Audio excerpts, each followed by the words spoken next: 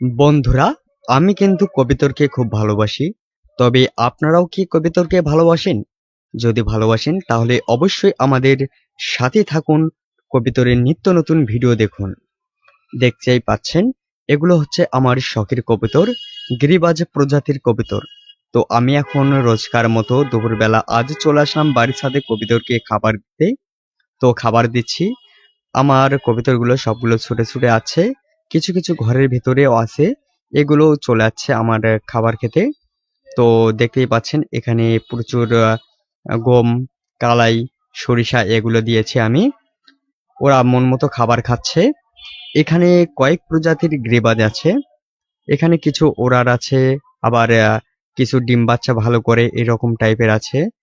তো এখানে কিছু কিছু হলুদ চোখের, আবার কিছু কিছু সাদা চোখেরও গিরিবাজ আছে।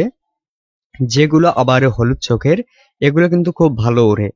প্রায় আমি একটু কম উড়াই, তবে এগুলো ভালো মতো ট্রেনিং দিলে অবশ্যই 6-7 ঘন্টা, 8 ঘন্টা, 10 ঘন্টা এরকম কিন্তু উড়বে।